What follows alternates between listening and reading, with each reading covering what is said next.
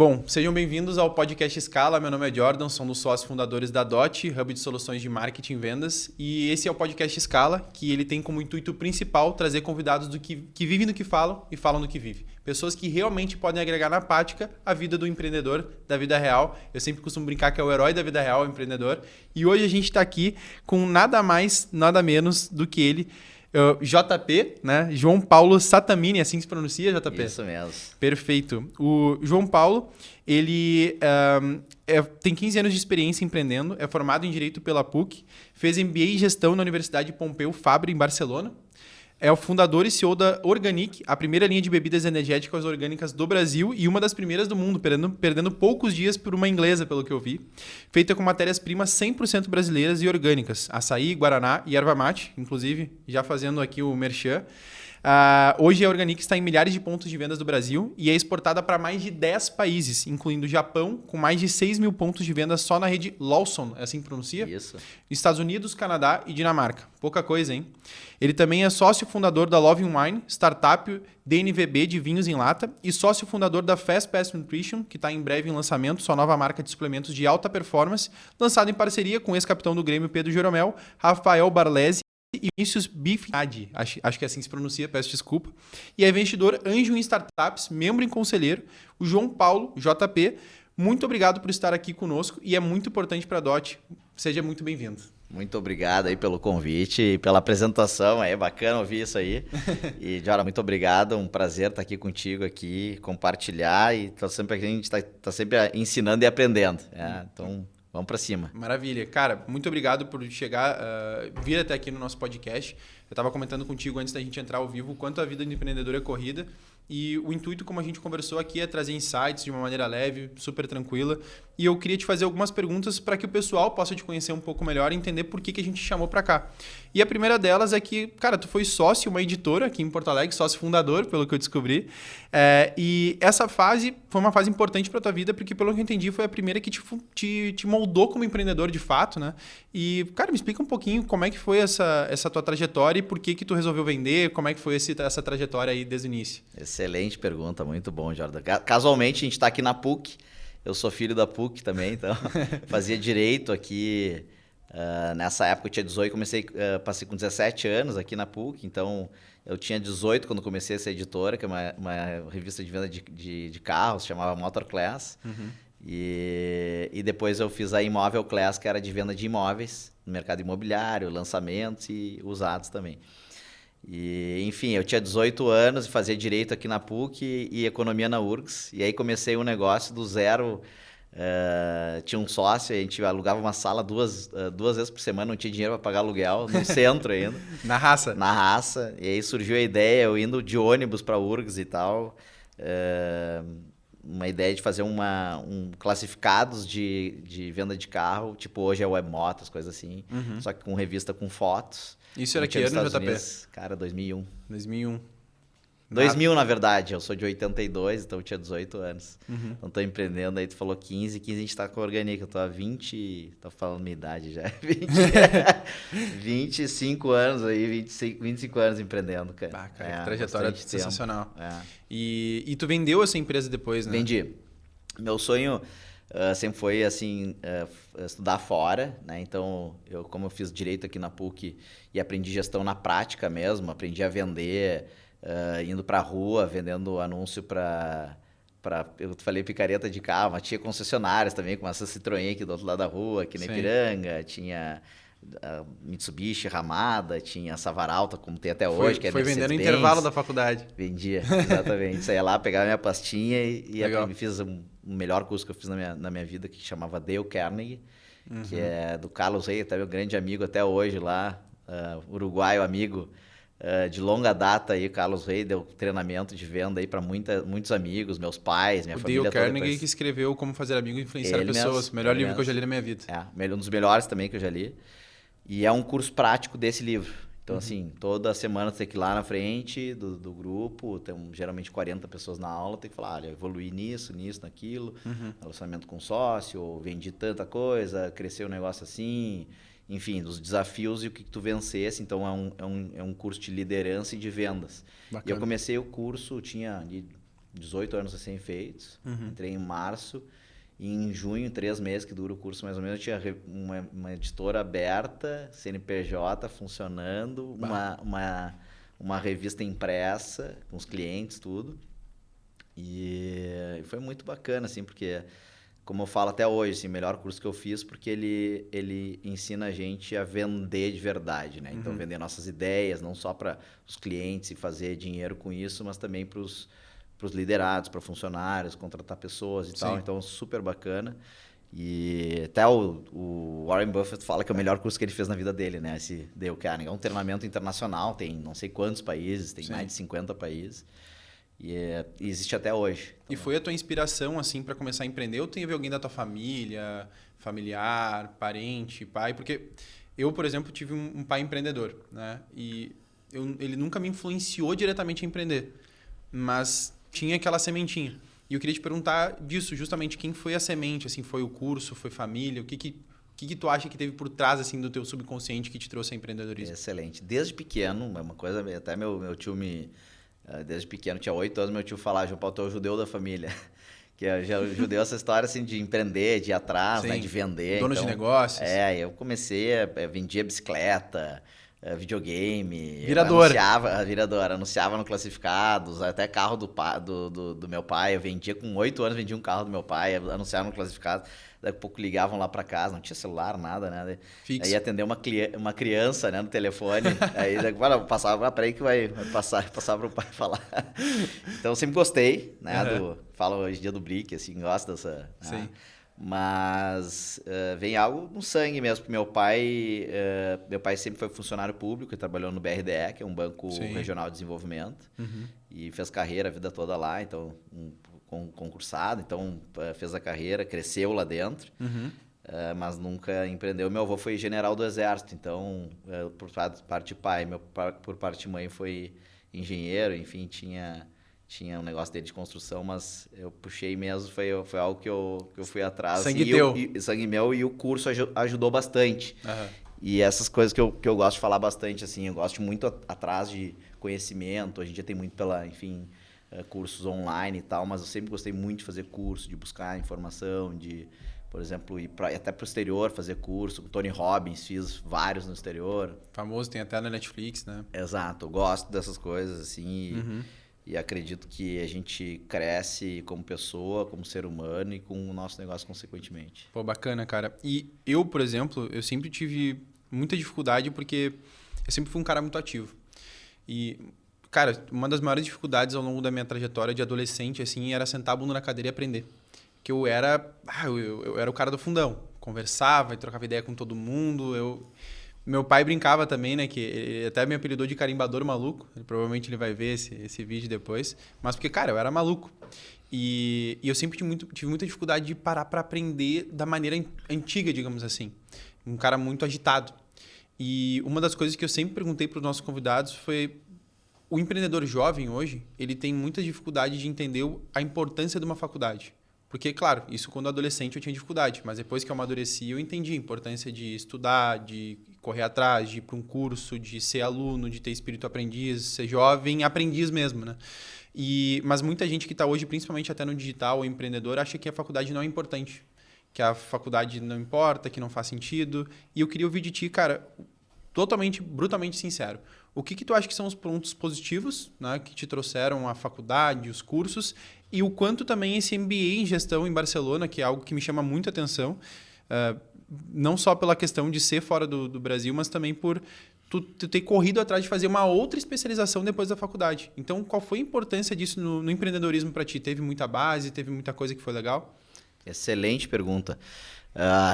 Enfim, até com um conselho assim, na época, eu tinha 18 anos, não sabia exatamente, 17 na verdade, quando eu passei aqui na PUC em Direito, eu não sabia exatamente o que fazer e tal, e meu pai falou, faz Direito, que Direito tu abrange várias coisas e tu não vai perder esse curso. E hoje eu vejo, com 44 anos de idade, eu vejo que tem bastante ensinamento no Direito que a gente leva para o resto da vida, né? E, claro, hoje tem advogados, cada um na sua área, assim, né?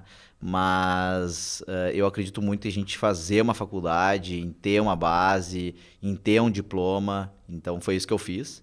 E aí, respondendo também a tua pergunta, por mais que eu não tenha atuado, eu nunca escrevi uma petição, nunca atuei como advogado, isso me deu uma base para vários campos, inclusive hoje qualquer reunião com advogado, um contrato, eu sei ler, enfim, tem diversos contratos no negócio. Eu fui fazer esse mestrado em gestão para realmente aprender na prática a gestão, e ali surgiu a ideia do Organic. Quer dizer, a importância de a gente buscar fora, de ir fora. Na época até eu investi do meu dinheiro o curso, esse MBA, e foi algo que mudou a minha vida. Fiquei 2 anos fora, morei na Espanha, então ver uma cultura nova. Então meus colegas eram bem mais velhos do que eu. Eu tinha ali 23 anos, meus colegas tudo tinham 40 para cima, todos eram diretores de multinacionais, enfim. Bacana. Então foi uma troca muito rica e aprendi muita coisa, né, que eu acabei botando em prática, e uma delas cara, eu lembro que um professor falou muito claramente, escolha o setor que você vai entrar, né? Então na época eu estava no setor de, enfim, editora, que era um negócio que estava morrendo, papel, impressão e tal, estava começando a morrer, e aí eu pensei, cara, vou vender isso aqui e vou para outro setor que tenha pujança e tenha crescimento e tal. E eu comecei a ver lá na Espanha várias redes de produtos naturais, enfim, meu projeto de TCC lá foi um café orgânico produzido no Brasil para vender na Europa. Então eu comecei a juntar os pontos, né, e vendo que, cara, alimentação saudável, saudabilidade ia ser o futuro. Eu fui para Londres ver o Whole Foods, que já tinha loja lá. Na Espanha tinha várias redes, tipo Mundo Verde, assim, redes de produtos naturais. Eu pensei, cara, isso aqui é o futuro. Isso fazem 20 anos atrás, Imagina, né? E eles já estavam muito na frente. Já estava muito na frente. Então, se não fosse para tu ir para o teu MBA de gestão, que não tem nada a ver com fazer um energético 100% orgânico, talvez tu não teria o insight de juntar os pontos para fazer a marca que hoje está em mais de 6 países. Perfeito. Exatamente, não teria mesmo. E tu tocou num ponto muito interessante, JP. Eu vou pegar esse ensejo aqui para poder fazer agregar na tua fala. Conectando os pontos.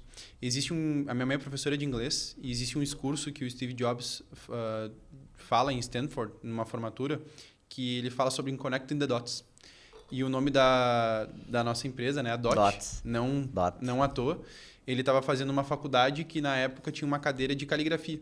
Caligrafia, cara. Pensa, pô, o que eu estou estudando caligrafia? E o Steve Jobs foi o responsável por criar praticamente todas as fontes que a gente conhece hoje no Windows, que a gente tem, Times New Roman, né? Todo mundo conhece. Todas essas fontes, a Windows copiou da Apple, tá? Inclusive ele fala isso no discurso dele. E ele entendeu que na época aquilo ali não fazia sentido nenhum. E um dia, quando ele foi fazer a formatação das fontes da Apple, que era para ter o Macintosh, o famoso Mac, o iPad, o iPhone que a gente usa hoje, ele teve que fazer as fontes, que a pessoa precisava digitar. E ele diz nesse discurso de Stanford que a gente não consegue connecting the dots olhando para frente, further. A gente só consegue conectar os pontos olhando para trás. Então, daqui a pouco, se a gente sai aqui de Porto Alegre para fazer um MBA em Barcelona, a gente pensa, pô, o que eu estou fazendo indo para lá? Né? Vou empreender aqui, vou sair na raça. Mas olhando para trás, se não fosse por isso, tu não tinha uma das marcas mais importantes do teu portfólio. Exatamente. E muito legal, e trazendo esse insight, até tá na pulseira, né? One dot to another story. Muito bom. A frase da nossa empresa, né? Excelente. Então, cara, a importância disso para quem está empreendendo, eu estou buscando agora fazer uma especialização, até abrindo aqui um ponto de fragilidade da minha história. Eu larguei a administração no 2º ano, cara. Não conseguia terminar de jeito nenhum. E agora eu estou buscando fazer faculdade de novo para honrar essa história, né? Não dá para... Filho de professora não pode parar de estudar, né, cara? Boa, excelente. Mas... E cada vez mais tem esse termo que eles falam se encaixa totalmente com os dias de hoje, que é o lifelong learning, né? Tá sempre aprendendo. Hoje, quando a gente sentou aqui, tu falou, tô sempre aprendendo. E eu vi, o Jordan é um cara inteligente, porque quem tá aprendendo é quem tá crescendo, é quem é humilde, tem uma série de coisas. Sim. Eu te falo, eu tô aprendendo, tu fala muita coisa com uma palavra só, né? Então, verdade. Quer dizer que tu tá aberto para ouvir, aberto para ideias novas, tu é jovem mentalmente, isso não é questão de idade, né? A gente... Sim. É escolha, né? Escolha, exatamente. A gente aprende e morre burro, né? Essa é a verdade. É a verdade. Bem falada essa. E, cara, uma coisa também que me chamou muito a atenção, uma coisa que eu tento buscar das pessoas que têm mais experiência e que me chama muito a atenção é fugindo um pouco do mundo dos negócios, do dinheiro, quem chegou em um certo patamar financeiro, pelo menos alguma vez na vida, entendeu que o dinheiro não é tudo. E uma coisa que me chamou muita atenção é que tu fez uma viagem para a Índia, China, Hong Kong, e antes de criar a empresa, tu disse, pelo que eu entendi, né, que foi mais espiritual do que qualquer outra coisa. E eu queria entender o que realmente mudou a tua cabeça nessa viagem. Qual foi o teu insight pessoal? Porque isso é uma coisa que me chama muita atenção hoje, é empreender baseado nas tuas construções de valores, de pessoa. Então, eu queria entender um pouco disso, cara. Excelente pergunta, Jordan. Muito boa. Bom, fui para a Índia em 2006, fazem 20 anos atrás. Era o meu sonho. E eu falava muito assim, eu estava morando na Espanha na época, o sonho quando eu me aposentar, eu vou para a Índia. E eu falei pro Chinechique, que era meu mentor, ainda é até hoje, né? Um grande amigo. Inclusive, um abraço aí, Chinechique. E muitas decisões ele me ajudou durante a vida, os do Connecting the Dots aí. E uma delas foi essa, eu falei, eu quero ir pra Índia, é meu sonho, quando me aposentar e tal. Por que quando te aposentar? Tu já viu quanto é uma passagem pra Índia? Não vi, então olha. Então eu fui lá, olhei, era 500 e poucos euros. Eu, cara, vou terminar meu curso, já comprei a passagem e tal, aí fui. Aí passei um sabático lá, fiquei 2 meses na Índia. E aprendi, aí fui pro sul da Índia, lá em Kerala, que é onde surgiu toda a medicina ayurvédica, toda essa parte de meditação, enfim, tem mais de 5.000 anos. E aí fui nos ashrams, ashram da Ama, do Sai Baba, era vivo o Sai Baba na época, Sim. do Osho também, aí fiz muita coisa, mas enfim, muito que eu aprendi, assim, em relação ao autoconhecimento, a estar em paz consigo, meditar, a respirar, que eu, por exemplo, ultimamente voltei a fazer agora, né? Então, assim, mas uma coisa que pegou muito, assim, foi a questão do karma. O que é o karma? Nada mais é do que a ação e reação. Tu faz o bem e volta o bem, né? Então, assim, eu pensei, cara, eu quero fazer meu próximo negócio algo que faça bem pro planeta, bem pro outro. Eu tinha as revistas lá, imprimia 50 mil exemplares por mês. Eu pensava, onde é que vai essa papelada toda? Qual o propósito disso? Me questionava isso. Isso há 20 anos atrás. Olha a virada que deu, né? De imprimir papel para fazer uma coisa papel, saudável. Exatamente. Qual é o propósito disso? O que eu estou acrescentando na vida das pessoas? Por mais que, claro, o pessoal estava mudando de imóvel, comprando uma casa nova e tal. Tinha uma coisa legal em relação a isso. O carro também é um sonho, muitas vezes. A pessoa está ali, vai trocar de carro e tal. Mas, cara, achava meio raso, meio fútil, assim. Mas quero algo que faça realmente diferença na vida das pessoas, faça bem de verdade. Legal. E eu ficava pensando muito nos 50 mil exemplares, que, cara, pra onde é que vai essa papelada toda? Todo mês ali, pronto, tudo de novo. E aí eu pensei, cara, eu quero um negócio que tenha um karma positivo. O que é o karma positivo? É tu fazer bem pro outro, volta pra ti, ação e reação. E é simples, né? A pessoa, cara, tu faz o bem e volta o bem. Simples assim. E tu vê que isso hoje é uma coisa que influencia demais no mundo dos negócios, né? Mas é uma pergunta, teve algum exemplo prático, assim, não sei se tu te lembra de cabeça de uma coisa que, cara, eu fiz isso aqui, passou uma semana e aconteceu uma coisa boa. Tu lembra de alguma coisa assim, cara? Um só, cara, tem tantos, cara. A gente vive isso daí, né? Tu faz o bem, tu ajuda uma pessoa, conecta. O pessoal fala muito hoje em dia de network, não sei o que. Cara, network nada mais é tu ajudar as pessoas, tu oferecer, tu dar algo em vez de pedir, né? Então, cara, quantos negócios que eu ajudei a construir, a fazer, porque eu conectei 2 pessoas, cara. Redes de restaurante em São Paulo, conectei um vizinho meu com um investidor em São Paulo. Hoje eles têm não sei quantas casas aí, já abriram 8, 9 restaurantes juntos. Imagina. Quer dizer, eu acredito que isso é um karma positivo. Quer dizer, eu não ganhei nada, nenhum real com isso, mas assim, ajudei 2 pessoas a prosperarem. Quantas famílias vivem disso? E assim, N casos de apresentar pessoas e fazerem negócio, entendeu? E volta, né? Volta, de uma maneira ou de outra, volta pra ti, né? Se tu faz o bem com intencionalidade de querer o bem da pessoa, de querer ajudar de verdade, isso volta claramente, né? Então, que legal. Isso aí, eu acredito muito nisso. E aí, quando eu voltei pro Brasil, aí eu vi meus amigos todos bebendo energético de 2 litros, aqueles. E aí tinha o Red Bull, claro, assim, o pessoal tomando. Eu, por que não tem um natural? Por que não tem um de erva mate, o gaúcho aqui, né? Isso foi 2009, olha, faz bastante tempo atrás. E eu pensei, cara, tem que ter um de erva mate, não é possível. Daí comecei eu mesmo a desenvolver, me formei em Direito aqui na PUC e virei químico. Até hoje tava com o meu químico agora de manhã, que é muito melhor do que eu, né? Claro, graças a Deus. Claro. Mas... E aí foram 2 anos de desenvolvimento lá atrás. Bastante coisa. Bastante tempo, Eu não sabia nada de química, não sabia nada de desenvolvimento de produto, embalagem. Fui para Paris pegar uma agência para fazer a embalagem. Hoje em dia eu faço totalmente diferente, com muito menos custo. Até por isso que eu dou mentoria, para o pessoal gastar muito menos, ser muito mais eficiente, mais rápido. Encurtar caminho, né? Encurtar caminho e não cometer os erros que eu cometi. Produzi na época 200 mil latas, primeiro lote, sabe? Então assim... Sim. Fazer um MVPzinho, vai na manha. Começa mais devagar, começa menor, mas começa rápido. Enfim, vários ensinamentos que eu aprendi como não fazer com o próprio erro. Eu estava lendo um livro ontem até. Às vezes. Cara, o inteligente, como eu falei para ti hoje, aprende com o erro dos outros. Né? Então, assim, não tem como, a gente não tem tempo de vida, a vida passa muito rápido para a gente aprender só com nossos erros. Então é melhor a gente observar, por isso é bom ler biografias. Eu gosto, por exemplo, de ver no Netflix, eu gosto de ver documentário. Gosto de ver biografia, para ver os erros, que agora estou vendo muito sobre a Segunda Guerra Mundial ali. Tem aquele filme sobre Nuremberg, até a feira que eu fui muito, fui 10 anos nessa feira, Nuremberg, que é a maior feira de orgânicos do mundo. Eu lancei o produto na Europa nessa feira em Nuremberg, conheço a cidade e tudo, mas não sabia exatamente como foi aquele julgamento. Da história. Né? Da história. Genial o filme, inclusive. Genial. Até indico aí Nuremberg, aí, que é um filme muito bacana, um documentário, fala real do que aconteceu ali. Para a gente também não cometer os erros que foram cometidos no passado, em relação a várias coisas, né? A poder, a arrogância, enfim, diversas coisas, né? Para a gente fazer gerações melhores. Até essa ideia do julgamento ali, né? Fazer um julgamento para que não aconteça aqueles erros novamente, né? Com certeza, cara. E até agora tu tocou num ponto muito interessante, porque assim, normalmente a gente entra no mercado que já é um pouco mais desbravado. Né? Então, assim, é muito difícil a gente ver um empreendedor que faça uma coisa inovadora. Porque, cara, vou ser sincero contigo, eu acho que eu devo fazer mais de 10 reuniões por semana com diversos empreendedores. E aquilo que a gente sempre ouve é, não, a minha empresa é inovadora. E aí tu olha e não é tão inovadora assim. E, cara, quando eu olhei os teus produtos, eu pensei, esse cara é diferente.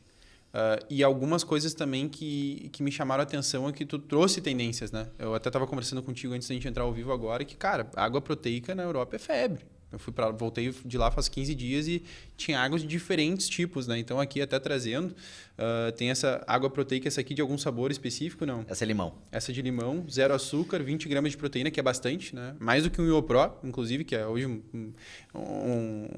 como é que eu posso dizer? Um marco, né? Que ficou tão famoso, um balizador. Então tem mais proteína do que um IoPro. Proteína do colágeno, pelo que eu tô vendo aqui. E eu vi que tu trouxe isso pro Brasil. E é a primeira vez... Jordan, que eu tô vendo isso aqui, e me chama atenção porque o Brasil tem uma tendência de replicar um pouco do que vem de fora, faz muito tempo. E, cara, tu entrou num mercado em que algumas empresas já são bem consolidadas. Monster, Red Bull, né? Agora tem até o sabor energético, né, do Toguro. Eu queria te perguntar o seguinte, cara, como é que foi tu entrar nesse mercado consolidado e quais foram as estratégias de, cara, desde distribuição, gôndola, fabricação que tu teve para conseguir passar algumas dessas barreiras e também educar o teu público? Porque se tu tá lançando algo muito novo, teu público tem que ser educado, né? Então eu queria entender um pouquinho desses viés problemáticos, né, que devem passar por aí, né? Excelente pergunta, Jordan. Gostei das perguntas, uma melhor que a outra. Eu vou abrir, inclusive, uma latinha aqui para provar enquanto isso, né? Não posso perder que bebida boa se bebe quente, né? Excelente, é isso aí. Essa eu aprendi nessa feira, casualmente, na Alemanha, em Nuremberg, aí, que produto bom se toma quente. Tomar uma cerveja quente. Tá aprovado, JP. Um Red Bull quente não vai, né? É verdade. Não, esse aqui a gente vai... Na Red Bull não vai encontrar aqui nesse episódio, nem ferrando.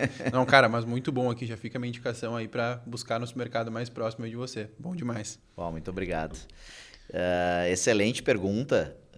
Tuas perguntas são uma mais difícil que a outra aí, que é bom, né? Que vai puxando coisas interessantes aí da trajetória. Bom, lancei esse produto em 2012, né? Um energético orgânico no Brasil. Então, super difícil mesmo, como tu falasse. A gente já tinha competidores como Red Bull e Monster. Eu estava entrando Bali, eu tinha Bali, enfim. E é muito difícil tu educar o consumidor, como tu bem falasse, né? Isso aqui esse aqui é um energético, mas é um energético saudável, ele faz bem, ele não tem taurina, ele não tem inositol, não tem glucolactor, não tem corante, não tem conservante, tu pode beber que nem um café, pode dar para uma criança, pode dar para uma pessoa que vai fazer esporte, pode tomar todo dia. Então, essa educação custa e demora. Sim. E a gente apanhou bastante, para não te mentir, assim. Então, eu fui buscando brechas no mercado para sobreviver e se manter vivo. Lançamos em 2012, inclusive toda a estratégia do negócio foi exportação. Primeira feira que eu fiz foi na China, em Xangai, em 2012, foi a Cial China. Depois Cial Paris, em 2012, também ganhamos um prêmio de inovação lá. E a partir dessas feiras eu comecei a angariar distribuidores e importadores no exterior. Então, a tua estratégia inicial foi entendendo que o teu público no Brasil não era bem educado, no sentido de não conhecer, não entender a necessidade, que hoje o mundo fit, desde 2012 para cá, mudou. Totalmente. Abruptamente, né? Foi buscar o mercado exterior, então. Exatamente. Cara, que loucura. Então, durante um tempo, tu vendeu mais fora do que no Brasil. 80% do meu negócio, até a pandemia, era exportação. Caraca, que cheguei a botar em 15 países o produto. Austrália, Japão, Europa como um todo. Então, Inglaterra a gente colocou no Tesco, que é a maior rede de supermercado inglesa lá de Londres. Colocamos na Espanha, no Alcampo, que é tipo o Zafari da Espanha. Sim. Colocamos no Zafari aqui, a gente atende há 10 anos o Zafari aqui, Panvel também. Legal. No Japão, colocamos em 6 mil pontos de venda com a Mitsubishi, lá com a Lawson. Que é um case que eu tenho orgulho de falar, é super difícil, porque o Japão é um mercado super competitivo, muito competitivo. Difícil de negociação também. Difícil de negociar. Bom, você estava na mesa com 20. 8 japoneses, todos falando em japonês. Ele ficava lá 40 minutos só ouvindo os caras, fingindo que eu estava entendendo tudo no final. Arigatou, gozaimasu, falar, tá, acabou. E aí, tá, como é que foi a reunião? Eu perguntava pro importador. Não, foi bom, deu certo, não deu. O preço é assim, assado. Mas super difícil o mercado em relação à parte técnica de produto também, qualidade de produto. Teve uma regulamentação, de né? marketing, exatamente, regulamentação lá. Então, a gente fez um case de exportação, que a gente foi um case da Apex por muito tempo. Inclusive, a Apex é uma agência brasileira de exportação. Sim. A gente fiz mais de, 50 feiras internacionais. Então, pouca cancha, o homem. tem essa que o pessoal faz muito agora, que é a Natural Expo West, que é na Califórnia, que é a maior do mundo fitness. A gente expôs lá, nem sei, durante 6, 7 anos seguidos. E até hoje tu vende mais para fora do que no Brasil? Não, aí inverteu. Durante a pandemia, a gente praticamente perdeu toda a exportação, que os fretes dispararam. Me custava $1.000 para mandar um frete para o Japão, passou a custar 10, 12 mil dólares, 15 mil dólares no container. Inviável. A gente exporta um produto com pouco valor agregado, né? Exporta praticamente água. Então, se fosse chip, fosse um Apple, uma coisa assim, o frete representa pouco, mas o frete representa bastante o nosso negócio. Tipo, em torno de 10, 15% do faturamento é frete. E com isso acabou inviabilizando as importações. Então, como se agora essa taxação dos Estados Unidos 25%. Sim. Cara, muito negócio vai inviabilizar. E a gente, quase que no Brasil aqui, se eu não fosse expandir a distribuição no Brasil para entrar em redes como Zafra, a gente já tinha, mas Pão de Açúcar, Raia Drogazil, a gente expandiu, botar distribuidores nacionais, a gente conseguiu equilibrar, mas perdemos muito mercado na época, quase quebrei.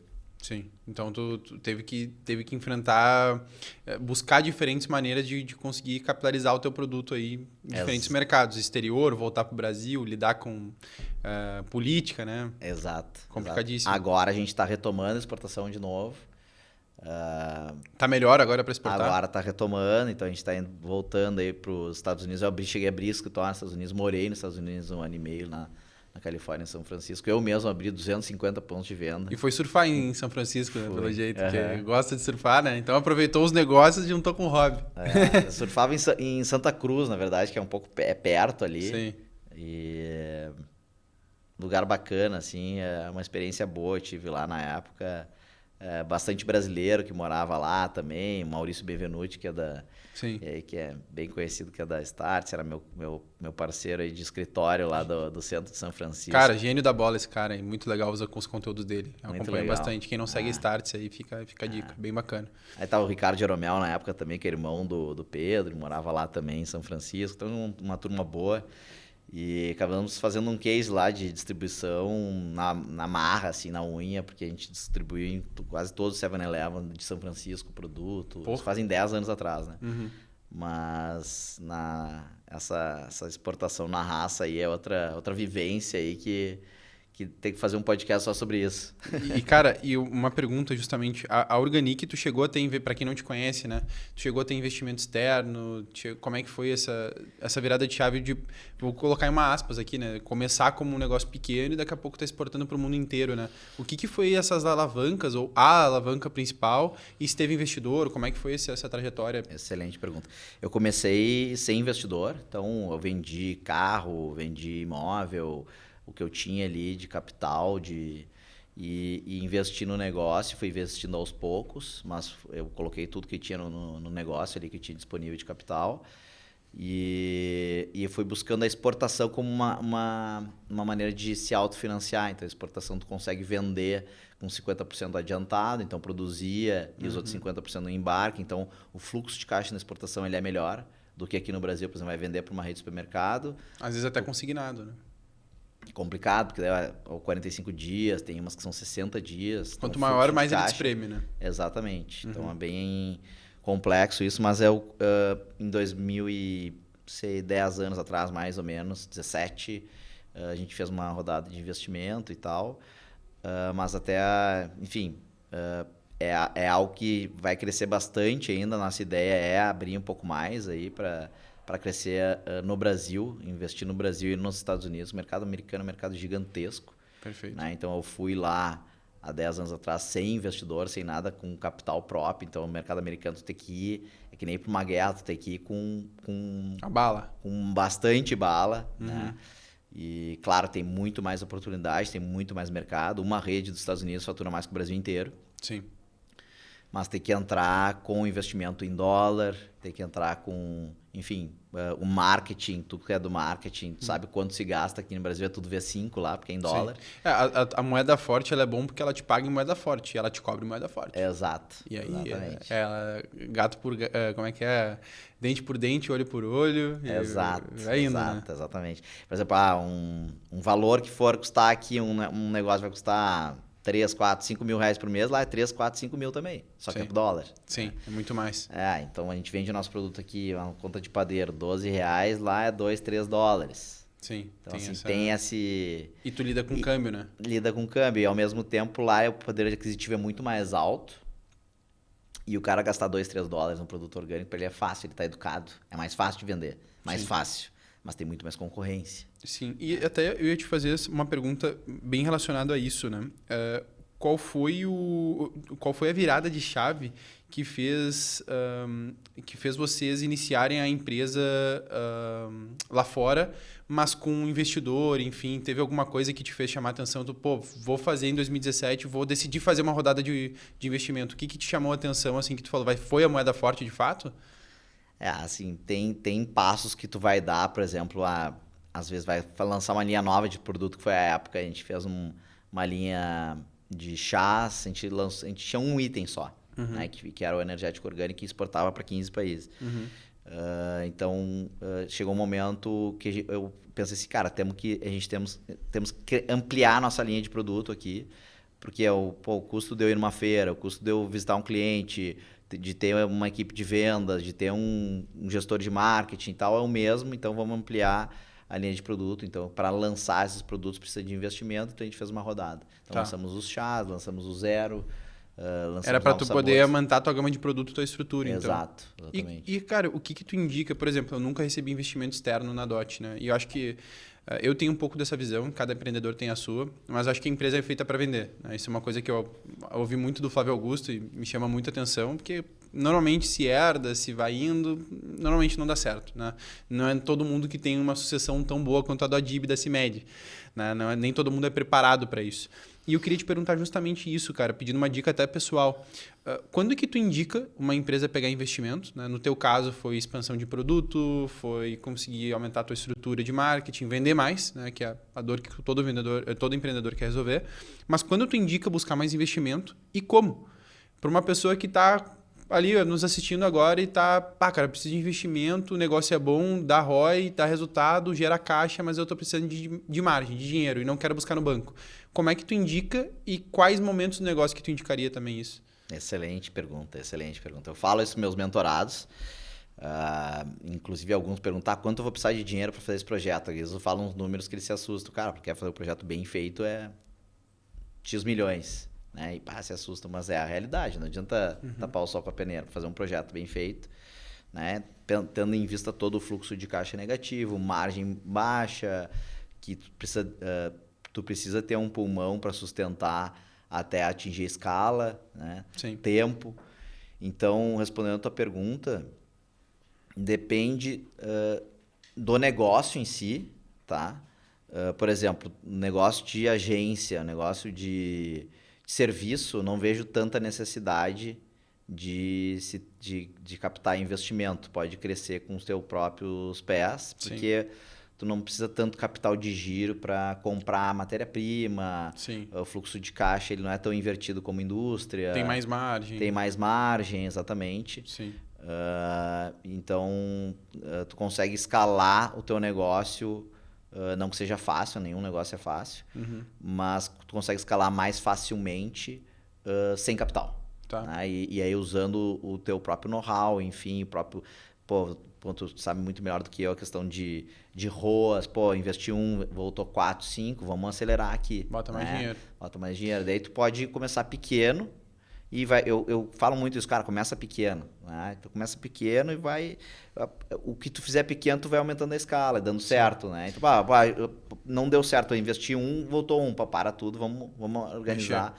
Mas voltando um pouco, assim, falando de indústria, de produto, como vem muita gente pedir ajuda e tal, cara, tem que fazer uma rodada para ter um mínimo de capital para produzir, para ter produto. Marketing, fazer uma embalagem bem feita, pagar minimamente um designer, uma agência que faça um trabalho bem feito de marketing, ou ter uma equipe própria, vai ter que ter.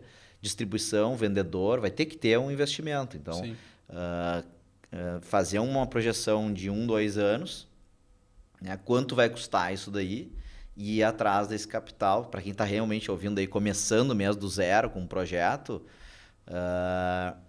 E assim, eu falo bastante dos meus mentorados, cara, começa com o que tu tem, faz o mínimo possível viável, o MVP que a gente estava falando, e põe de pé, porque, cara, o papel aceita tudo, né? Segundo ano eu vou faturar 100 milhões, cara, né? Vamos botar os 2 pezinhos no chão e começar a trabalhar e ver que não é tão simples assim, abrir um ponto de venda, abrir 2, vender online, tu sabe a trabalheira que não é tão simples. Um monte de produzir criativo e tudo mais. Produzir criativo, enfim. Então, assim, fazer uma captação mínima possível, né? Mínima possível, viável para o negócio andar, para não se diluir tanto na arrancada. Sim, não perder tanto equity. Não perder tanto equity e, se possível, não fazer inicialmente. Começar com o que dá ali, colocar de pé o negócio, fazer acontecer e pegar o mínimo possível. Né? E até uma coisa que tu trouxe que eu acho que é importante, a gente tem uma vertente lá na DOT que se chama DOT B2B, que é exclusivo para empresas que vendem para outras empresas. E a gente atende muito indústria, fábrica, distribuidora, até empresa de serviço que vende empresa para empresa.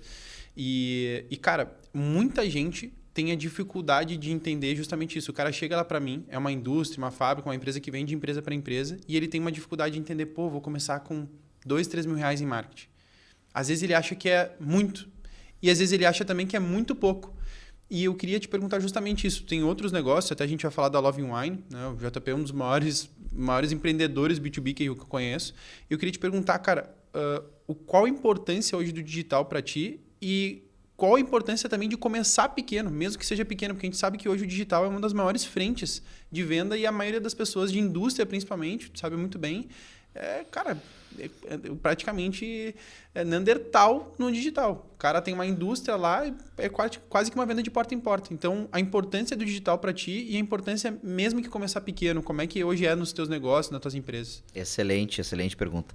A gente estava falando um modelo aqui direto B2B, que é onde eu comecei, onde eu faço até hoje, né? Então, tem clientes que eu atendo até hoje, como o Zafre, como o Panvel, alguns clientes de exportação, inclusive eu atendo pessoalmente. Pão de açúcar. Pão de açúcar, Raia Drogazil, eu atendo pessoalmente para ver a dor, ver o que está acontecendo, atender o cliente. E eu acredito muito no B2B, acredito mesmo, assim, tanto que é a nossa principal fonte aí.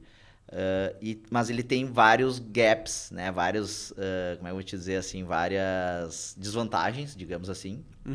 Uma delas é tu não saber o teu cliente final quem é, né? O final user mesmo, pessoa física. Sim. E quando a gente lançou a Love, a gente fez um modelo, eu pensei assim, vamos fazer um modelo diferente, era pandemia, todo mundo em casa e tal, os compradores B2B nem atendiam praticamente, não tinha agenda. E a gente fez fez uma estratégia digital que chama DNVB, que é Direct to Consumer, né? Direct Response, enfim, que é ir direto para o consumidor final. E aí eliminar o distribuidor e o varejista do meio para ir direto ao consumidor final via marketing online. Então a gente investiu bastante, fizemos uma rodada de investimento, investimos quase toda ela em marketing digital, nas influenciadoras, Nativosa, Mari Saad. Foi aí que eu conheci a tua empresa, foi na pandemia. Eu conheci a Love Wine acho que durante a pandemia. Vi um anúncio, alguma coisa assim, e aí acho que eu comprei numa conveniência primeira vez. Não foi nem no supermercado. Porque tem um pouco da conveniência, né? Conveniência, claro. E aí voltando no B2B. Enfim, só para completar aqui. Então, lançamos ali, ficamos quase um ano só vendendo direto para o consumidor. E a marca foi conhecida. E aí, não chegou um ano, assim, que tinha... Eu fui 8 meses depois do lançamento, fui para São Paulo. E um amigo que foi o primeiro investidor do Saint-Marché, mora na Suíça e tal, fez um contato com o presidente do Saint-Marché na época. Eu fui no Saint-Marché, fui atendido lá pelo Vitor, que era o CEO na época. E aí o Vitor, quando eu botei os produtos na mesa, botei a linha do Love e do Organic, ele quando viu o Love, minha esposa já comprou os produtos, tem em casa. E aí eu pensei, ali tá feita a venda. Né? Quer dizer, então teu consumidor final... B2C, e aí quando o B2C já estava conhecendo o produto, eu fui pro B2B. Né? E aí, porque como o nosso produto, o ticket, ele é baixo, vamos dizer assim, uma latinha, R$15, conta de padeiro aqui, né? Tu precisa, como tu falasse, ele é conveniência. Tu precisa, e é um consumo de conveniência, tanto o energético, quanto a água proteica, quanto o vinho em lata, o espumante em lata. O cara muitas vezes está ali na noite, ou está numa loja de conveniência, ou está no supermercado, ele quer levar na hora. Ele não vai entrar num site, comprar para receber uma caixa. Pode até acontecer. Mas é a praticidade que pega. A praticidade é que pega. Então, é um negócio que precisa do B2B. Aí, voltando a responder a tua pergunta, eu acho muito importante, hoje em dia, cada vez mais. E já fiz isso, e a gente acerta e erra, erros e acertos. Tu sabe bem como é que é o marketing, está sempre mudando, né? A regra vai mudando, parece que é um alvo que vai mudando. Assim. Inicialmente, tu era influencer, hoje em dia não é mais, daí tem afiliados, enfim... eu acredito bastante no marketing pro B2B, a gente já fez isso com o Organic, funcionou, a gente tem que conversar aí depois. Legal. Mas é definir bem a persona, aquela coisa de saber bem quem é o cara, para vir um lead bem qualificado. Sim. Né? É o que eu falo, assim, eu gostaria de multiplicar o JP por 100, ter 100 JPs vendendo. Sim. Né? Então, assim, essa é uma maneira, né, com o tráfego, com o online, usar o online para o B2B, eu acho genial a ideia de vocês. Bacana. Porque realmente tem muitos negócios que são B2B e não vão deixar de ser. Sim. Né? E a gente precisa usar o digital, a inteligência artificial, todas as ferramentas para escalar isso de uma maneira que não escale o custo, né? Porque para tu botar vendedor na rua, carro, não sei o que, é complicado. Custa mais, né? Custa muito mais, exatamente. E até uma coisa que o pessoal não sabe, né? Mas eu conheci o JP através de um anúncio. Porque o anúncio chegou no JP, o JP nos seguiu no Instagram, eu segui ele de volta e chamei ele pro podcast, né? E muitas vezes o cara tem a impressão de que o dono do negócio que eu atendo não tá no digital. Não usa celular, então, né? A pessoa que não tem celular só que não está no digital, né? Então, praticamente todo decisor está no digital. Mas eu achei interessante o que o JP trouxe para a gente, que é o caminho. Às vezes o caminho não é uma linha direta, né? Às vezes ele faz todo um curso, né? E hoje é uma coisa que o digital bate muito na tecla, né? Tu não faz o marketing direto, né? Tu aparece no Instagram, no YouTube, em vários lugares e daqui a pouco o próprio dono de empresa está pensando assim, mas vende em tudo quanto é lugar e não vende no meu. E aí, às vezes, até ele mesmo te procura, né? E acho que até, agora entrando um pouco nessa seara, a Love Wine, tu te tornou sócio, né? Tu não foi sócio fundador, né? Foi fundador, sim. Ah, foi fundador. Botei a mão na massa, inclusive, desde o início, a primeira produção ainda. A gente botou uma máquina no Perini, lá na vinícola, aqui na Serra. Sim. No Franco, lá. Trouxemos uma máquina de São Paulo, uma máquina que invasa lata móvel. Então colocamos dentro da Perini lá, invasamos. Não, comecei desde o início. Que legal. Desde a criação de tudo. O líquido, a embalagem. Não foi fácil o início botar um vinho dentro de uma lata. Depois o espumante com uma pressão muito alta. Mas no final deu tudo certo. Aí, inclusive, conseguimos expandir a distribuição pro B2B. Entrando no Saint-Marché, Pão de Açúcar. Explica pro pessoal que não conhece o que é Saint Marché. Saint Marché é uma rede de supermercado em São Paulo, premium, né? Então é uma das principais redes premium de São Paulo, como o Zafari aqui do Sul, como o Pão de Açúcar, enfim. Boa. E eles têm um critério super exigente para novos produtos, enfim. Então essa Uma seleção, né? Uma seleção bem... O pessoal que não é lá de São Paulo, não conhece, é importante saber, né, que estar no Saint Marché também é um patamar acima, né? Com certeza. E, cara, a Love Wine, e acho que isso me chamou muita atenção, porque assim, o cara vem de uma empresa, o cara é bom. O cara traz investimento para a segunda empresa, o cara é muito bom, né? Então, assim, a Love Wine fez também uma rodada de equity e de crowdfunding e bateu uma meta de captação muito bacana, né? Em 19 horas, né? Então, mais de 300 investidores, né? Eu achei isso muito bacana. E como é que foi viver esse processo e por que crowdfunding, né? Para o pessoal que não sabe, o crowdfunding é quando tu não faz uma rodada de equity específica para o Jordan, que é um sócio investidor.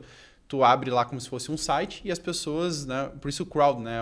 Uma multidão de pessoas vai lá e investe no teu negócio. Então tu não convence tu convenceu 300 a colocar dinheiro lá na tua empresa. E cara, como é que foi isso? Por que essa decisão na Love Wine de trazer investimento de fora? E como é que foi essa experiência também? Muito legal. Casualmente, o crowdfunding que a gente fez é com a CapTable. Não é casualmente, é o Paulo Deitos aqui de Porto Alegre, CapTable aqui de Porto Alegre. Tá lá no Caldeira. Isso aí. A gente fez com eles. E acabamos sendo um case que a gente realmente captou em 19 horas. Pelo modelo digital, por ser uma startup de um mercado, digamos assim, antigo, que é vinhos, mas a gente inovou não só na maneira de entregar, que em vez de ser em garrafa, ser em lata, mudar o modelo de consumo, mas também como era a pandemia, estava todo mundo em casa, então a gente mudou o modelo de negócio, tirando o distribuidor e tirando o varejista, digamos assim, indo direto ao consumidor, fazendo um modelo DNVB, como a gente falou anteriormente, até o valuation da empresa muda, ela acaba virando uma empresa digital, então a gente teve várias coisas que a gente acabou adaptando de empresas de marketing, empresas do digital, até de fintech, no modelo de negócio. Aumenta o teu valuation ser uma empresa do digital? Sim. Dependendo do mercado, né? Mas quando tu tem os dados da pessoa final, que é o que vale, né? Aquela coisa data is the new oil, né? Então, assim, tu ter o endereço, sexo, idade, tudo da pessoa ali para tu poder fazer uma campanha, né? O cara já comprou, já abriu a carteira, então assim acaba tendo mais valor sim, para tu poder usar essa base e, enfim, fazer mais produtos. Enfim, a gente lançou na época 2 itens. A gente, quando lançou, não fez a captação, cada sócio investiu da sua parte, os sócios fundadores, e depois a gente fez a captação. E aí a gente usou essa captação praticamente toda em marketing, aí que a marca ficou bem conhecida aí com as influenciadoras, enfim, a gente conseguiu escalar no digital. Não, a Love Wine é sucesso, cara. É bizarro.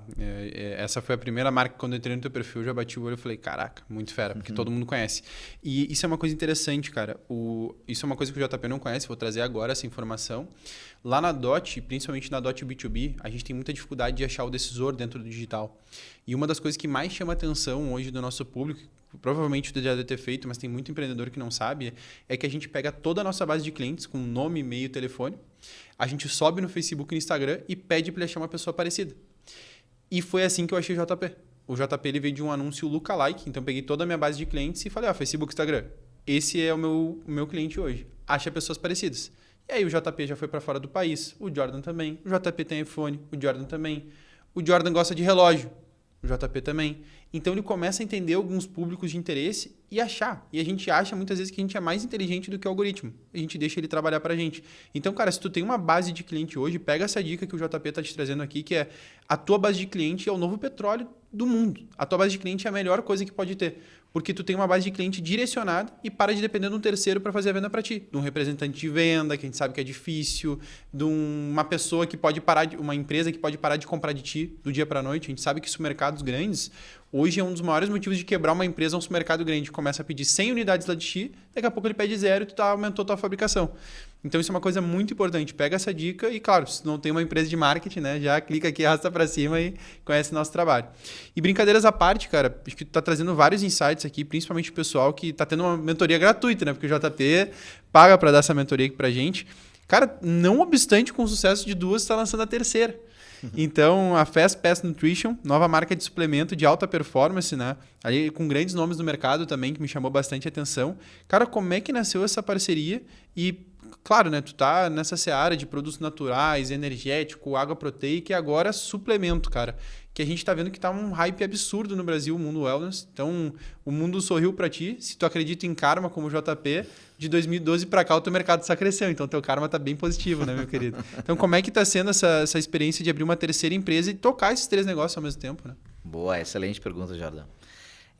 A Fast Pass Nutrition é uma marca nova que a gente tá trazendo para o mercado aí com suplementos de alta qualidade, alta performance, que a gente conversa com amigos aí, com um grande amigo há 30 anos aí, que é o Vinícius Bifiandi, foi ex-presidente do Country Club de Porto Alegre de golfe aí. E aí conversando com o Jeromel, que é o Pedro Jeromel aí do futebol aí, conversando, cara, por que a gente não faz uma linha que a gente assina embaixo, que a gente confia, que a gente usaria todo dia, o que a gente usa, creatina, coenzima Q10, ômega 3, de alta qualidade, né? Então, a ideia inicial foi essa. Aí o Jeromel falou, confio muito uma pessoa nessa área de nutrição, que é o Rafa Barlesi, que foi nutricionista do Grêmio e tal. Sim. Agora tá de nutricionista e de performance do River, lá da Argentina. Sim. Então, e a gente se juntou, nós 4, aí para fazer uma marca que entrega qualidade, entrega confiança, design bacana, fácil também pelo digital também. Então, nosso canal principal é direto ao consumidor. B2C. B2C, então assinatura. A Aura faz parte da Fast Pass? Não, a Aura faz parte da Organic. Da Organic. Então, Organic e Aura... Aura, né? Desculpa. E a Fast Pass na terceira daí. Terceira. Boa, maravilha. E, cara, isso é uma coisa também que me gerou muito... Vocês não lançaram ainda a Fast Pass? Não, vamos lançar daqui a 30 dias. Vai vir a notícia aí. E quem quiser te seguir no Instagram lá, qual que é o arroba da Fast Pass, cara? É Fast Pass Nutrition. Então é @Fast Pass Nutrition, como passe rápido no Nutrition. Então, assim, a gente está fazendo uma linha também... vendo, como tu falou, as tendências internacionais. Então, assim, vendo muitas marcas dos Estados Unidos que estão hypadas, que estão crescendo e entregando realmente para os clientes e crescendo em valor também. Então, a gente vê entregar valor para o cliente, não pensar, fazer uma empresa que vai valer, ela já começa valendo, que a gente vai entregar o que o cliente precisa. O pessoal estuda muito assim, quais são os 6 suplementos que o pessoal mais usa, que mais precisa. Eu, tu, não importa a idade, meus pais. Creatina. Já começa aí, né? Começa por aí, creatina todo dia, né? Então o pessoal começou em 3 gramas, já passou para 5, e o pessoal fala para o pessoal mais idoso é 10, porque é 5 para o cérebro e 5 para manter os músculos. Sim, ajuda para a questão de talvez reduzir a tendência da pessoa ter Alzheimer, pelo que eu já vi, Exatamente, né? Total, exatamente. É bem isso. Bacana isso. Nossa parte do cérebro e manter o músculo. Aí que a gente pensa assim, pessoal, muita gente tomando caneta, né? Essa canetinha de emagrecimento. Então, o que ela faz? Para quem não faz exercício ou para quem não tem... Te murcha, né? Te murcha totalmente, não só a gordura, mas também o músculo. Então, a creatina, vamos dizer que ela protege o músculo para ele não, como tu falou, não murchar. Então, assim, ela traz mais água para dentro do músculo. Traz mais água para dentro do músculo e para o cérebro a mesma coisa. O cérebro, ele precisa de água, precisa se manter como estrutura e a creatina ajuda muito nisso, nas conexões neurais, enfim. Então, um suplemento para usar todo dia, né? Então, assim, tanto que creatina foi o suplemento mais vendido no mercado... Não foi nem suplemento, foi o item mais vendido no Mercado Livre. Ano passado, acredita? Eu comprei todas as minhas creatinas no Mercado Livre. Todas. Enfim, e aí trazendo essa linha, né? Então, ômega 3 é algo que todo mundo precisa também. Mulheres tomam muito mais também, né? Exatamente. Coenzima Q10, todo mundo precisa. A gente está lançando um para dormir também, que é tipo magnésio inositol, então a gente está chamando Blue Zone, porque é o sono, que é a coisa mais importante. Até conversando com um grande amigo aí, que é um médico que faz essa parte geral, assim, né, de nutrientes, suplementos. Ele falou, João Paulo, a coisa que mais pega hoje em dia é estresse nas pessoas. Né? Verdade. Então, o sono é a base. Então, cara, dormir bem. Então, essa mania de melatonina também. Eu tomo melatonina todos os dias dia. Também. Cara, você é cliente fiel do JP a vida toda. Agora. Tudo eu pensei tudo que eu uso um monte, né? Traz dos Estados Unidos, porque tem qualidade, porque tem muita porcaria no mercado. Tem. Eu, cara, então vamos fazer uma que eu tomo, que eu assino embaixo. Muita gente confia nas coisas que eu faço, então vamos fazer algo bacana, bom, de qualidade. E aí vamos lançar aí no B2C, aí vamos conversar aí. Pô, né? com certeza, cara. E legal também porque eu ia te perguntar assim, porque para quem tá de fora do mercado, eu vou te dizer, eu tenho uma versão digital do mercado e uma versão de consumidor. Eu compro creatina no Mercado Livre, melatonina tomei ontem, tomo todo dia praticamente, 0,2, bem pouquinho, mas eu Sim. tenho uma percepção de que meu sono é muito melhor. Muito melhor. Parece que eu descanso mais. É a percepção que eu tenho. Pode ser um platô total, mas é a percepção que eu tenho. Ontem eu corri 3 km e fui na academia. Pá, cansadaço assim, cara, tomo magnésio, tomo melatonina, não sei o que, parece que eu acordo renovado. 6, 7 horinhas de sono, novo. E a percepção que eu tô tendo é que muitas pessoas, assim como eu me considero jovem ainda, tá? Então, 26 anos aí, quase indo para os 30 agora. Mas eu tô vendo que até a geração mais nova do que a minha tá cada vez mais consumindo menos bebida alcoólica, preocupada mais com a saúde. Correr é febre entre o pessoal de 20 e poucos anos. Não é mais balada beber. Eu vejo que uma galera tá num hype de performance. Só que essa é a visão do Jordan, que vive de uma bolha talvez social diferente. Eu queria te perguntar o seguinte, qual que está sendo essa visão que eu estou tendo aqui real no mercado para ti? E em termos de números, o que isso trouxe para vocês? Trouxe um crescimento mais acelerado? Vocês estão vendo uma tendência do pessoal buscando mais os produtos de vocês? Como é que está essa questão do mercado, cara? Excelente pergunta, excelente. Eu corro também, então corri a meia maratona de Porto Alegre aí agora, mês passado, retrasado.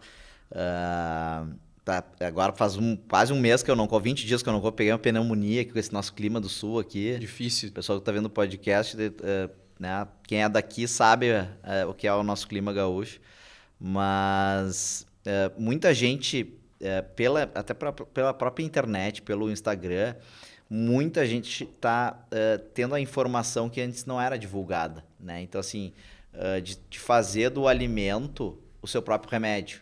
Alimento ou suplemento. Legal. Né? Então, antigamente o pessoal tomava muito remédio. E hoje em dia está migrando isso para alimentação saudável.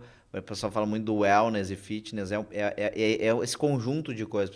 Wellness e fitness, que está crescendo tanto? O pessoal quer ter mais saúde, quer estar bem, quer estar disposto. Viver melhor. Consumo de álcool despencando. Aí tu vê as canetas, essa de emagrecimento. É uma série de coisas que uma vai puxando a outra, vai mudando os hábitos. Sim. Dizem aí que 10% do faturamento das farmácias já é as canetas de emagrecimento. Então, essas canetas de emagrecimento trazem uma demanda. O cara tem que tomar mais proteína. Como eu falei, ele murcha todo. Então, tem que tomar proteína para manter os músculos. A gente lançou a água proteica. Quer dizer, tem pouca caloria e o cara consegue beber fácil, não precisa ter fome, se hidrata e toma 20 gramas de proteína. Então tu vê que o mercado realmente está acelerando nesse sentido e vocês estão sendo, vou colocar entre aspas, beneficiados com esse crescimento do wellness. Total. Olha o karma positivo voltando em JP. Verdade. Quem está acompanhando desde o início aí já... voltando. Que legal, cara. Se não acredita em karma, passa a acreditar agora, né? Mas, cara, muito bacana. E aí até te perguntar, uma coisa que nem está no script aqui, qual foi a tua sacada de lançar água proteica? Porque a busca para proteína, óbvio que com gente buscando mais wellness, fitness, a proteína ela é importante e no nosso dia a dia mais cara, né? Então é muito mais barato tu comer uma massa do que tu comer uma massa com entrecô. Né? Então, brincadeiras à parte, qual foi a tua sacada de buscar proteína, né? De colocar na água, que é um produto que a gente pensa que, proteína na água é diferente, né? Principalmente Exato. No Brasil. Qual foi a tua sacada? Qual foi a tendência? Teve um estudo? Qual foi a sacada? Não precisa entregar o jogo 100%. Não, mas excelente pergunta, ótima pergunta.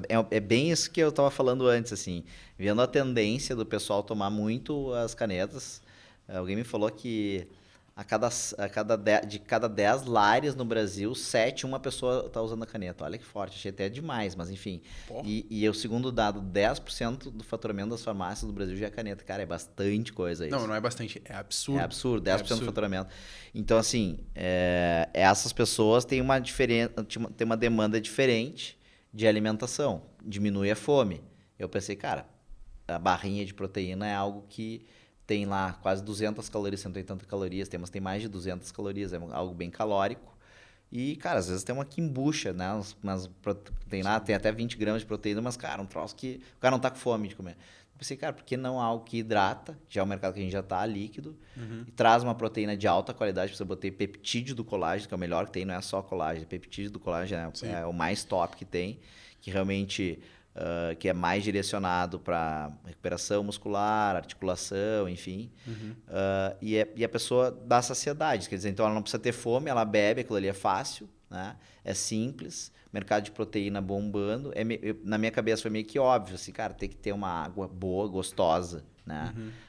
Proteica, para suprir uma necessidade do cliente final, esteja ele na caneta ou não. Porque a pessoa que não tá na caneta, que vamos dizer, já é fitness, o cara, pô, ele treina, ele se cuida e tal, não quer ficar tomando carboidrato, ficar tomando algo que tenha muita caloria e pouca proteína.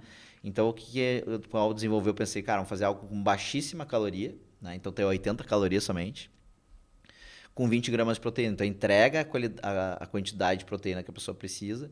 Produto leve, não é, por exemplo, não é falando mal, mas o YoPro até gostosinho, mas chega uma hora que o cara enjoa. Cara, é enjoativo demais. Enjoativo, é doce, tem um monte de ingrediente. Essa água que está na mão tem 4 ingredientes só. E vem do soro, né? Uma coisa do tipo, né? É meio que o resto que sobra do leite. Não é ruim, a galera ama, mas é que... Cara, eu tô enjoado, assim, não aguento mais. Depois tu toma esse produto, vai ver, é super leve, né? É como se estivesse tomando uma água saborizada, mas tem 20 gramas de proteína. E hidrata, né? Hidrata e... Eu tava na feira na Natural Tech, a gente lançou o produto lá. Eu não almocei, tomava uma água dessa aí no almoço, cara, e dá saciedade, tira a fome. Tá de boa. Porque é proteína, né? Sim. Dá sustância. Então e a ideia geral foi essa, mas ao mesmo tempo, assim, abrindo um pouco o jogo, assim, eu via algumas marcas nos Estados Unidos. E assim, o mercado dos Estados Unidos é a meca do mundo, né? Não adianta a gente falar, cara, não inventei a roda, eu vi um produto lá, cara, isso aqui faz sentido. E aí pensei, cara, por que não tem no Brasil? E aí comecei a desenvolver. E aí a gente fez um produto até superior ao americano. Né? Comparar um com o outro, eu trouxe dos Estados Unidos, comparando, assim, o nosso é mais gostoso, mais fácil de beber. O pessoal fala em drinkability, que é fluido, né? Fluido. Né? Então, assim... Cara, genial. Eu acho que essa foi uma das melhores sacadas que tu já teve. Longe de mim querer eu julgar o teu trabalho, mas, cara, isso aqui... time, eu tava comentando com o JP... Eu fui principalmente na Suíça, tá? Eu vi mais do que em outros mercados, tá? Mas eu fui para Itália, Suíça e Portugal dessa última vez. E na Suíça, cara, tu viu uma quantidade de gente fazendo esporte surreal. É bike, como é que é isso? Hiking, que é como se fosse uma escalada ali, enfim. Confesso que eu não entrei muito a fundo nos esportes ali, mas até as pessoas de mais idade, 60, 70 anos, tem muitos idosos na Europa, todos eles fazendo muito esporte. E cada lojinha que eu entrava tinha uma água proteica com diferentes tipos de função. Então, uma recuperava depois de um esporte muito aeróbico, outra era para cabelos e unhas, aí ele era mais rosa, né? Mais nesse estilo aqui, ó, até um pouco mais nesse estilo. Então, achei uma sacada genial, porque é a primeira vez que eu vejo. Então, assim, cara, muito bacana. E até, eu vou deixar aqui o link para vocês, depois eu vou pegar com o JP, eu vou deixar o link de todas as empresas aqui para vocês seguirem no Instagram e vamos tentar conseguir um desconto aí para vocês, né? Vai apertar a margem do JP aqui. Vamos, com certeza. Pra gente fazer as compras aí. Então, cara, com certeza. Fica a dica aí para vocês, experimentem. Eu acho que vale muito a pena e também estudem sobre o mercado. Vocês que estão no B2B aí, tem muita gente que nos acompanha que é de indústria, fábrica, não alimentícia, mas que, cara, precisa entender de tendência, né? E isso pode impactar em vários outros mercados. E também um insight que eu trago aqui é olhem para fora. Acho que o JP não é a primeira vez que está trazendo aqui coisa de fora do país. Não adianta, né? Eu fui para a Europa agora e tem coisa que foi construída há 1.300 anos do Brasil ser descoberto. Então a gente olha para lá não por conta de ser cachorro vira-lata, mas é porque eles são muito mais antigos, muito mais experientes, né? Total. E cara, uma coisa que eu quero te trazer aqui, eu sempre busco de todo convidado que eu trago para o podcast Scala, é que eu falo muito sobre TPQL. Não sei se já ouviu essa sigla antes. Não. O TPQL se chama Ter para Que Lutar. E, para mim, é a sigla que mais me ajuda a contratar pessoas. Eu pergunto para a pessoa assim, cara, o que é o teu ter para que lutar? Né? O que te faz acordar todo dia, sair da cama e trabalhar? Né? E eu tô te falando assim, cara, às vezes é do mais raiz possível. É pagar um boleto, é um carro que tu comprou, uma casa que está financiada no teu nome, é o filho que tu teve recentemente. E eu queria te perguntar justamente qual que era o teu TPQL quando tu começou a empreender? Muito bom. Sempre foi muito ligado à liberdade, né? Que é um valor para mim muito profundo. Inclusive, gosto muito do pessoal do IEE, que fala muito sobre isso, sobre a liberdade, ela como em termos gerais, não só pessoal da pessoa empreender para, enfim, ser livre, mas também da liberdade como economia, né? Então, como um país ser livre, tu vê o que é os Estados Unidos hoje, é um país que as pessoas são livres para começar do zero, sem nada, e construir impérios, né? Então, quanto mais livre é um país, mais ele Prospera. ajuda ao empreendedorismo, né? É um estado menor, já estou trazendo assim uma visão mais ampla, mas é um país mais próspero, como tu falasse, né? Então, assim, mas a base inicial foi a liberdade. Então, fazer um negócio para ser livre, para prosperar, crescer e poder fazer o que eu acredito do meu jeito, né? Que parece ser fácil, mas não é. Né? Bacana. Fazer algo diferente na contramão do mercado. Né? Claro que há 10, 15 anos atrás era uma coisa, como tu falou, hoje todo mundo falando de wellness, de bem-estar, de saudabilidade, mas quando eu comecei não era assim. Né? Então, assim, todo mundo falava de outras coisas. Né? Produtos que faziam mal para a saúde, enfim. 2012. 2012. Hoje em Imagina. dia todo mundo fala wellness, tendência e tal. Mas na época eu me formei em Direito aqui na PUC. Meus colegas falavam, João Paulo, tu é louco? O que é orgânico? Meus colegas da PUC de Direito, pô, se formaram em Direito, Tem um não alto sabiam o que nível era de orgânico. cultura, né? Alto nível de cultura, não sabia o que era orgânico. Isso, cara, 12, 13 anos atrás. E a importância de beber uma água limpa, né? Porque também, eu vou te dizer assim, do nosso mercado, eu não iniciaria uma agência de marketing hoje. Hoje. Talvez o cara que vai querer competir contigo agora, que tem anos de mercado e criar a primeira água proteica, primeiro que ele está fazendo o primeiro produto dele. Então ele não tem as manhas. Ele não tem o caminho nem para fazer a embalagem. E segundo que, cara, tu tá começando agora quando o cara tava lá em 2012, né? Então muitas vezes tu pegar água limpa é importante, né? E tu só bebeu essa água limpa porque tu foi para fora, fazer um MBA, pegou insight, connected the dots, né? Perfeito. Que bacana. Perfeito. E cara, o teu TPQL ele mudou, ele é o mesmo hoje em dia? Cara, ele vai mudando, mas a base falou na raiz ali, ela segue sendo a liberdade, né? Empreender para ser livre, fazer o que a gente sonha, o que a gente acredita, para ir e vir. Eu sou um cara que gosto muito de viajar para o exterior, então eu viajei para 80 países, então é algo que Que bacana. eu gosto.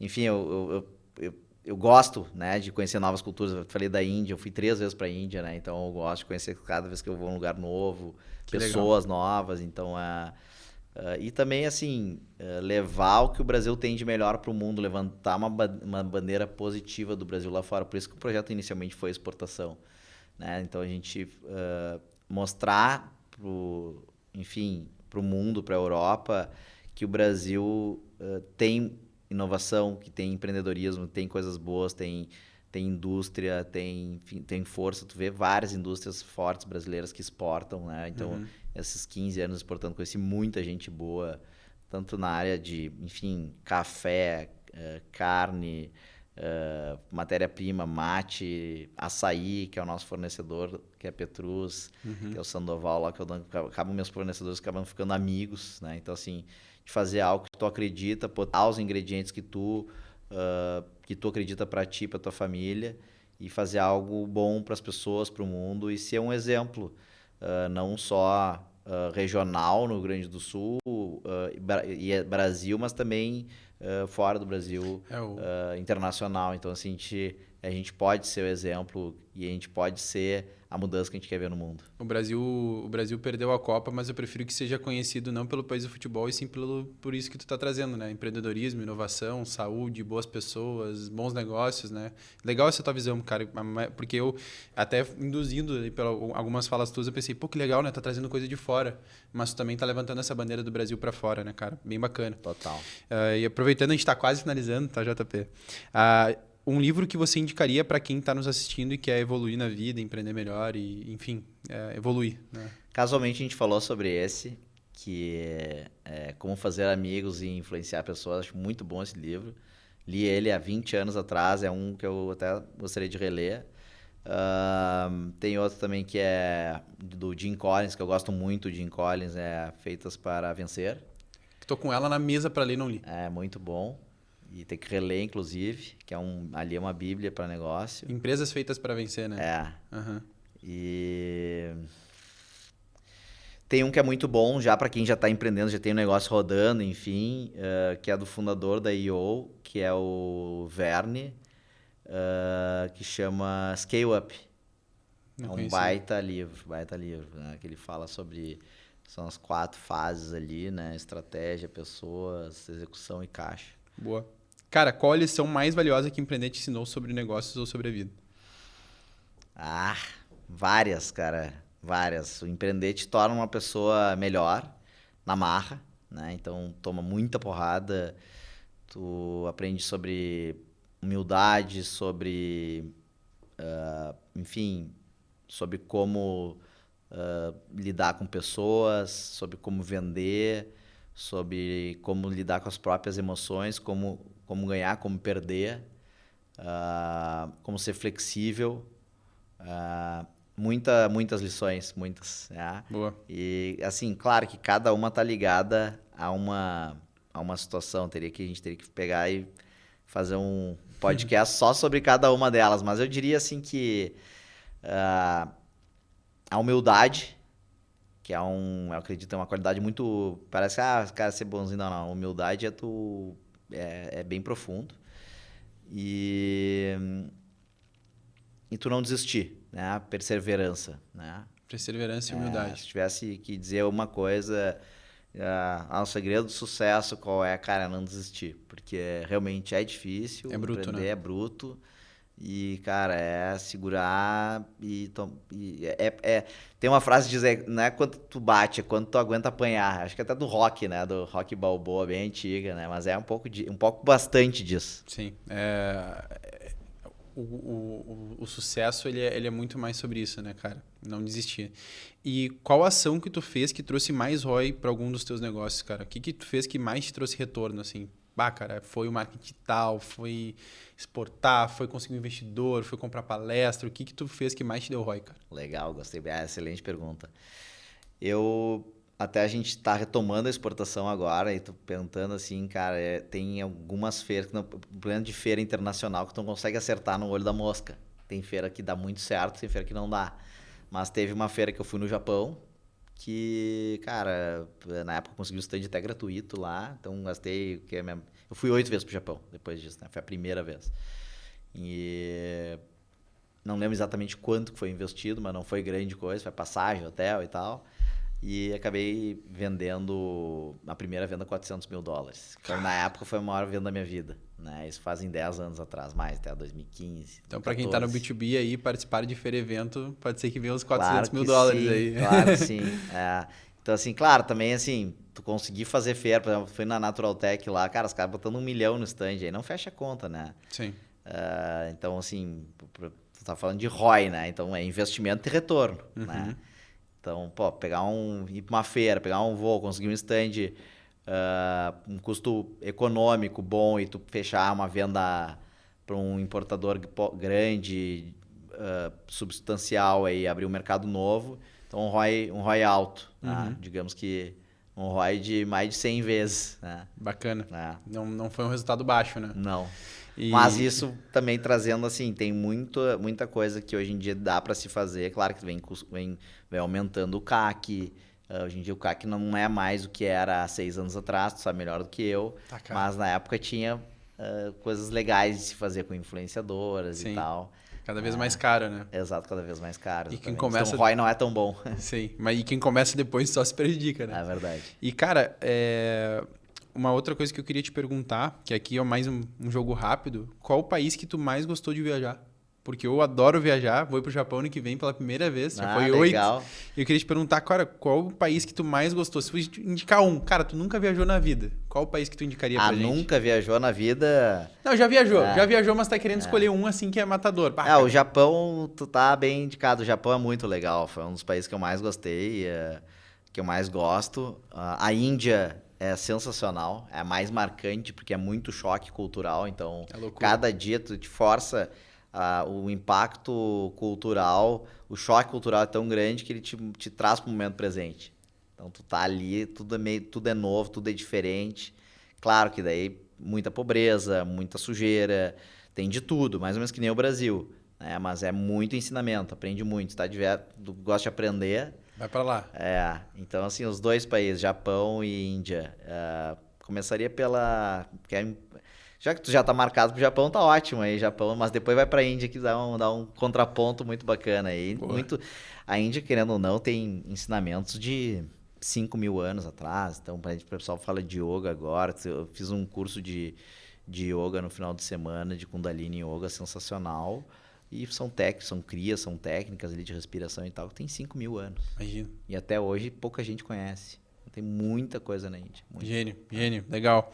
E, cara, finalizando, quais os conselhos que você daria para empreendedores, principalmente que vendem de empresa para empresa, que querem começar a investir no marketing digital e melhorar os resultados? Né? Muita gente está contratando uma agência de marketing como a Dot pela primeira vez, está dando os primeiros passos, começou a investir seus primeiros 5, 10, 15, 20 mil reais por mês ali em anúncio, ou até 3, 2 mil. O que tu daria de dica de marketing digital para esse pessoal? Eu gosto do modelo que, inclusive, que a Dot adota, que é direcionar o canhão pro B2B, porque o ticket alto B2B ele é mais alto, ele é maior do que o do B2C, né? Então, conta de padeiro, no B2C o ticket médio é 250, 250 reais, no B2B vai ser 2.000. Vende mais. Tu consegue aumentar a distribuição do negócio, o anúncio ele acaba atingindo um público mais qualificado.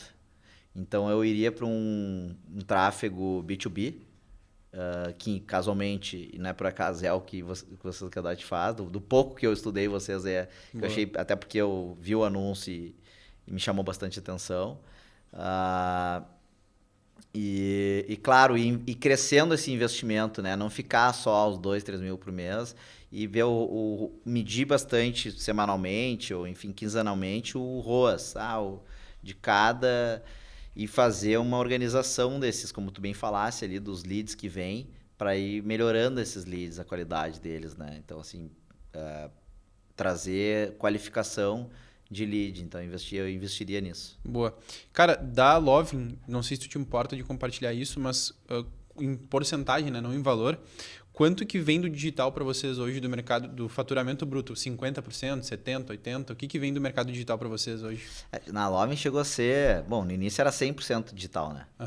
Primeiro ano. Aí depois foi diminuindo, 50%. Hoje em torno de 70-30. 70-30. 70 físico e 30 online. 30% do resultado de vocês hoje vem online, então. Online. Bacana. E para onde você acha que vai o mercado de bebidas funcionais e saudáveis nos próximos anos? O mercado de suplemento, com a chegada da Fast Pass Nutrition também, né? Vem muito para uma linha, como eu falei ali, de suplementos que entregam qualidade, credibilidade e uso diário que a pessoa realmente precisa, como essas... A gente falou, cara, são suplementos que não é tomar uma vez por mês, é que todo mundo precisa, como a gente falou, creatina, NAC, magnésio, ômega 3, que ajudam em funções básicas do corpo, para manter musculatura, ajudar no sono, a relaxar, dormir bem, melatonina, produtos, digamos, básicos, mas que a pessoa use todo dia e que tenha a qualidade, que entregue de verdade. Tem muita coisa que não tem muita qualidade no mercado, então algo que realmente funcione e que tenha credibilidade. Legal, acho que fica um insight aí para todo empreendedor buscar aonde que o mercado de wellness pode estar no mercado dele. Porque tem muito a ver com o que o JP está trazendo, que é, cara, transformou uma água numa água com proteína, transformou no energético 100% natural, com açaí, guaraná. E aí a gente olha, mas eu tenho uma empresa de tecnologia. Aí os caras vão lá, fazem a UP. Não é nenhum relógio, é um negócio para... Eu estou querendo comprar agora, eu tenho pouco feedback sobre a UP, mas é uma pulseira que vai lá medir a tua frequência de sono, quanto que está o teu sono REM, quanto é que está o teu nível de descanso. Cara, tem tanto mercado, né? Às vezes a gente não olha para isso, mas vamos lá. A gente até brincou agora do sabor energético, mas, cara, o teu guru também foi gênio nisso aí, né? O cara fez um sabor energético, mas sem taurina, sem isso, sem aquilo. E também foi por uma linha. Claro que é outra coisa, né? Tem bebida alcoólica, tem outras coisas, mas tem tanto jeito de inovar, tem tanto jeito de brincar com o que a gente com o que já existe, né? E eu acho que uma das coisas que eu mais aprendi contigo aqui é de abrir a mente, né? Porque tu podia ter viajado para 80 países e ficado quieto no teu canto, né? Vendendo revista. E foi empreender no mercado totalmente diferente, né, JP? E fez aí algo que eu nunca tinha visto na vida. Então, cara, queria te agradecer demais, né, por ter vindo, por ter participado aqui junto conosco. Muito obrigado por essa oportunidade, cara.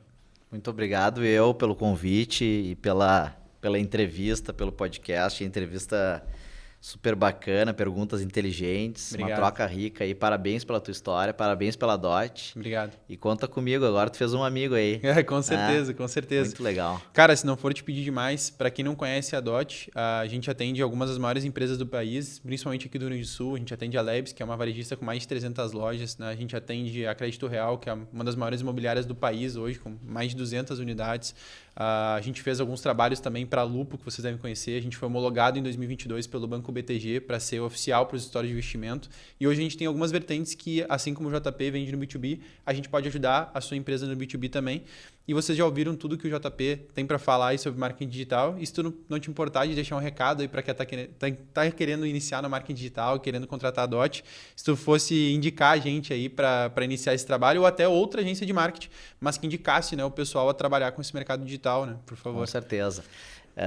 Assim, o mercado digital é um mercado que, como eu falei, está sempre mudando, né? Ele é um alvo, como eu digo assim, um alvo está em movimento, então é muito importante estar com quem entende do negócio, do business, que realmente tem não só conhecimento, mas mão na massa, né? Que o pessoal cuida de todos os índices aí de CAC, LTV, cara,